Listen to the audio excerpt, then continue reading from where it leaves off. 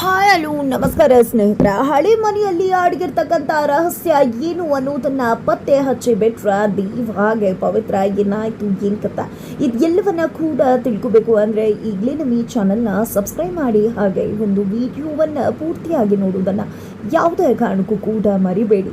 ಇಲ್ಲಿ ರಾಧಿಕಾ ಮತ್ತೆ ಗೋವರ್ಧನ್ ಅವರು ಇಬ್ರು ಕೂಡ ಪೂಜೆಗೆ ಕುಳಿತುಕೊಂಡಿರ್ತಾರೆ. ಪವಿತ್ರನೇ ಅತ್ತೆ ಮಾವನೇ ಪೂಜೆ ಕುಳಿತುಕೊಳ್ಳಿ ಅಂತ ಮಾವಂಗೆ ಹೇಳಿರ್ತಾರೆ. ಹಾಗಾಗಿ ಮಾವ ಕೂಡ ಪವಿತ್ರ ದೀವ್ ಬದಲಾಗಿ ರಾಧಿಕಾ ಮತ್ತೆ ಗೋವರ್ಧನ್ನೇ ಪೂಜೆ ಕುಳಿತುಕೊಳ್ಳಿ ಅಂತ ಹೇಳ್ತಾರ. ರಾಧಿಕಾಗೆ ಇಷ್ಟ ಇಲ್ಲದೆ ಇದ್ರು ಕೂಡ ಮಾವನ ಮಾತಿಗೆ ಬೆಲೆ ಕೊಟ್ಟು ಪೂಜೆಗೆನೋ ಕುಳಿತುಕೋತಾರೆ. ಆದ್ರೆ ಮನೆ ಕೆಲಸದಾಕೆ ಪದ್ಮಮ್ಮ ಅವರ ಮೊಮ್ಮಗುವಿಗೆ ಆಕ್ಸಿಡೆಂಟ್ ಆಗಿದೆ ಅನ್ನೋ ವಿಷಯ ತಿಳಿದಂತ ಗೋವರ್ಧನ್ ಅವರು ಹೇಳ್ದೆ ಕೇಳದೆ ಪವಿತ್ರಾಗೆ ತಿಳಿಸಿ ಅಲ್ಲಿಂದ ಹೊರಟು ಬಿಡ್ತಾರ. ಆದ್ರೆ ಅಲ್ಲಿದ್ದಂತ ಯಾರಿಗೂ ಕೂಡ ಗೊತ್ತಿರುವುದಿಲ್ಲ ಗೋವರ್ಧನ್ ಎಲ್ಲಿ ಹೋದ್ರು ಅಂತ.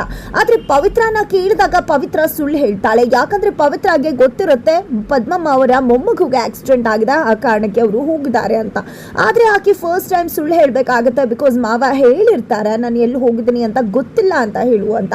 ಹಾಗಾಗಿ ಪವಿತ್ರ ಅದೇ ರೀತಿ ಹೇಳ್ತಾರೆ. ತದನಂತರ ಪೂಜೆಗೆ ಯಾರು ಕೂತ್ಕೊಳ್ಳೋದು ಅಂದಾಗ ಇಲ್ಲಿ ಪವಿತ್ರ ಮತ್ತೆ ದೇವ್ರನ್ನೇ ಪೂಜೆಗೆ ಕುಳಿಸ್ತಾರೆ ಇಲ್ಲಿ ತಾತ. ತದನಂತರ ಪೂಜೆ ಏನು ಅಚ್ಚುಕಟ್ಟಾಗಿ ಮುಗಿಯುತ್ತೆ. ಆದ್ರೆ ಈಗ ಪ್ರಸಾದವನ್ನ ಮಾಡ್ಬೇಕಾಗಿದೆ ಬಿಕಾಸ್ ಪದ್ಮಮ್ಮ ಇಲ್ಲ. ಹಾಗಾಗಿ ಅರ್ಧ ಗಂಟೆ ಟೈಮ್ ಕೊಡಿ ನಾನೇ ಮಾಡ್ತೀನಿ ಅಂತ ಪವಿತ್ರ ಹೋಗ್ತಾಳೆ. ಅವರಿಗೆ ಇಲ್ಲಿ ಚಿಕ್ಕಪ್ಪನ ಮಗನ ಹೆಂಡತಿ ಕೂಡ ಹೆಲ್ಪ್ ಮಾಡ್ತಾರೆ. ಅದೇ ಟೈಮ್ಗೆ ದೇವ್ ಕೂಡ ಬಂದು ನಾನು ಏನಾದ್ರೂ ಕೆಲಸ ಮಾಡ್ತೀನಿ ಅಂತ ಹೇಳಿದಾಗ ಕುಟಾಣಿಯಲ್ಲಿ ಕೊಡ್ತಾ ಇರಿ ಅಂತ ಹೇಳಿ ಕುಟಾಣಿಯನ್ನ ಕೊಡ್ತಾರೆ. ಎತ್ತ ಕಡೆ ಅಮ್ಮ ರಾಧಿಕಾ ಕೂಡ ಬರ್ತಾರೆ.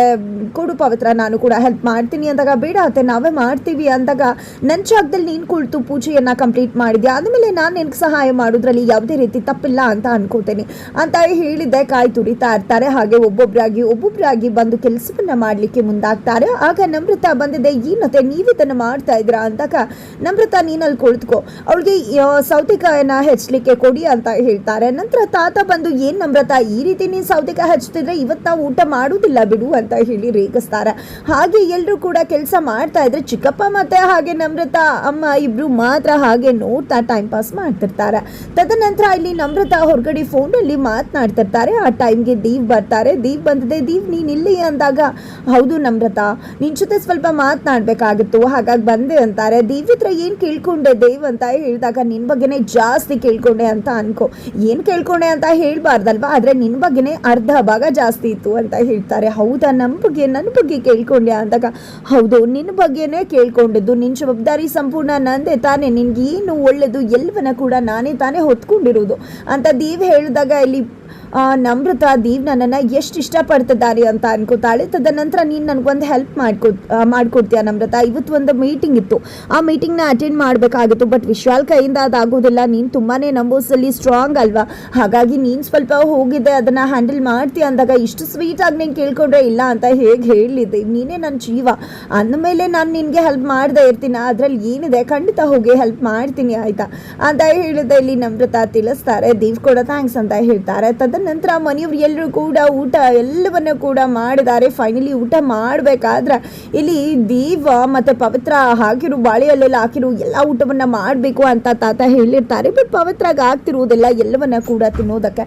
ಹಾಗಾಗಿ ಇಲ್ಲಿ ಪವಿತ್ರ ನಂಗೆ ಆಗ್ತಿಲ್ಲ ಅಂದಾಗ ಬೆಸ್ಟ್ ಫ್ರೆಂಡ್ ಜೊತೆಲಿದ್ದಾರೆ ಅಂದಮೇಲೆ ಖಂಡಿತ ನೀವು ಯಾಕೆ ಯೋಚನೆ ಮಾಡ್ತೀರಾ ಅಂತ ಹೇಳಿದ್ದೆ. ಮನೆಯವ್ರ ಮುಂದೆನೆ ಗೊತ್ತಿಲ್ಲದಾಗೆ ಪವಿತ್ರ ಹಾಳೆಯಲ್ಲಿರ್ತಕ್ಕಂಥ ಒಂದಷ್ಟು ಊಟವನ್ನು ತಾನೇ ತಿಂದ್ಬಿಡ್ತಾರೆ. ದೇವ್ ಈ ಕಡೆ ಪವಿತ್ರ ದೇವ್ಗೆ ಥ್ಯಾಂಕ್ಸ್ ಹೇಳ್ತಾರೆ. ಈ ಕಡೆ ತಾತ ಅಂತೂ ಪವಿತ್ರನ ಹಾಡಿ ಕೊಂಡಾಡ್ತಾರೆ. ಇಲ್ಲಿ ಪವಿತ್ರ ಏನು ಹೇಳಿದ್ರು ಸಾಕು ಅದನ್ನು ಒಮ್ಮೆ ಕೂಡ ಬೇಡ ಅಂದೆ ಎಲ್ಲವನ್ನೂ ಕೂಡ ಮಾಡಿಬಿಡ್ತಾಳೆ ಅಂತ ಹೇಳಿ ಹಾಡಿ ಹೋಗ್ಲತ್ತಾರ. ನಂತರ ನನಗಂತೂ ಕೆಲಸ ಮಾಡಿ ಸಾಕಾಗೋಯ್ತು ಅಂತ ಹೇಳಿ ನಮ್ರತಾ ಅಮ್ಮ ಹೇಳಿದಾಗ ಚಿಕ್ಕಪ್ಪ ನೀನೇ ನಮ್ಮ ಮಾಡಿದೆ ಕೆಲಸ ಮಾಡಿ ಸಾಕಾಗೋದಕ್ಕೆ ಅಂತ ಹೇಳ್ತಾರೆ. ನಾವಿಬ್ರು ಏನು ಮಾಡಿಲ್ಲ ಅಂತ ಕೂಡ ಹೇಳ್ತಾರೆ. ತದನಂತರ ಇತ್ತ ಕಡೆ ಗೋವರ್ಧನ್ ಅವರು ಮನೆಗೆ ಬರ್ತಾರೆ. ಮನೆಗೆ ಬರ್ತಿದ್ದಾಗೆ ದೇವ್ ಮತ್ತೆ ಅವ್ರ ಅಮ್ಮಂಗೆ ನಿಜಕ್ಕೂ ಕೋಪ ಬರುತ್ತೆ. ಇಲ್ಲಿ ದೇವ್ ಹೋಗಿದ್ದೆ ಅಮ್ಮನನ್ನ ಸಮಾಧಾನ ಮಾಡ್ತಾರೆ. ನಂತರ ಇಲ್ಲಿ ಏನೋ ಇದು ಎಲ್ಲಿ ಹೋಗಿದ್ದೆ ನೀನು ಹೇಳ್ದೆ ಕೇಳಿದೆ ಅಂದಾಗ ಅರ್ಜೆಂಟಾಗಿ ಒಂದು ಕೆಲಸ ಬಂತು ಹಾಗಾಗಿ ಹೋಗಲೇಬೇಕಾಯ್ತು ಅಂತ ಹೇಳ್ತಾರೆ. ಹೋಗ್ಬೇಕಾದ್ರೆ ನೀನು ಹೆಂಡತಿಗೆ ಹೇಳಿ ಹೋಗ್ಬೇಕಲ್ವಾ, ನಿನ್ನ ಮನಸ್ಸು ಎಷ್ಟೇ ಒಳ್ಳೇದಿದ್ರು ಕೂಡ ನೀನು ಹೊರಗಡೆ ನಡ್ಕೊಳ್ಳೋ ರೀತಿ ಸರಿ ಇಲ್ಲ ಅಂದರೆ ಅದು ಹೇಗೆ ಹೀಗೆ ಅರ್ಥ ಆಗುತ್ತೆ, ಹೀಗೆ ಒಳ್ಳೇದಾಗತ್ತೆ, ನೀನು ಹೆಂಡತಿಗೆ ಹೇಳಿದ್ರೆ ಆಕೆ ಕೂಡ ಸಮಾಧಾನದಿಂದ ಇರ್ತಿದ್ಲಲ್ವಾ ಅಂತ ಹೇಳಿ ಗೋವರ್ಧನ್ ಅವ್ರಿಗೆ ತಾತ ತಿಳಿಸಿದಾಗ ಹೌದು ನನ್ನಿಂದ ತಪ್ಪಾಗಿದೆ ಅಂತ ಕೂಡ ಹೇಳ್ತಾರೆ.